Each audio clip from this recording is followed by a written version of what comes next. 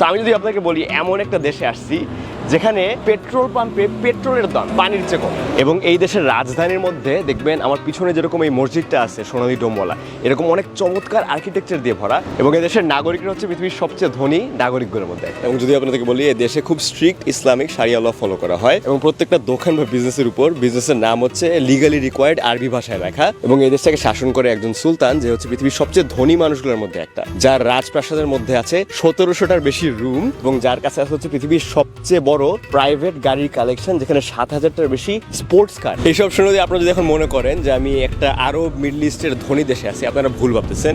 আমি অ্যাকচুয়ালি আরব দুনিয়া থেকে 8000 কিলোমিটার দূরে সাউথ ইস্ট এশিয়ার মধ্যে ব্রুনেই নামের একটা দেশে, যেটা নিয়ে কেউ কখনো কোনো কথাই বলে না। সো আপনারা হয়তো বা জানেন আমি 1 বছরের বেশি টাইম ধরে সাউথ ইস্ট এশিয়ার বিভিন্ন দেশগুলোকে ভ্রমণ করছি, এবং এই টাইমটাতে কখনো ব্রুনেইতে আসা হয় নাই, এবং এরকম কোনো টুরিস্টের সাথে দেখা হয় নাই যারা ব্রুনেইতে আসছে। সো অবশেষে কয়েকদিনের জন্য আমি এই দেশটাতে আসছি। এই ভিডিওতে আমি এই দেশটাকে ঘুরে ঘুরে বিভিন্ন মার্কেটে যাব, বিভিন্ন মসজিদে যাব, বিভিন্ন ফ্লোটিং গ্রামে যাব, অ্যান্ড বোঝার চেষ্টা করব এই জায়গায় জীবন কি আসলেই আশেপাশের সাউথ ইস্ট এশিয়ার দেশগুলো থেকে তেমন একটা আলাদা নাকি। অ্যান্ড এই ভিডিওটা দেখে আপনারাই ডিসাইড করতে পারবেন যে এই দেশটাতে আপনারা ভিজিট করতে চান নাকি। Let's do this.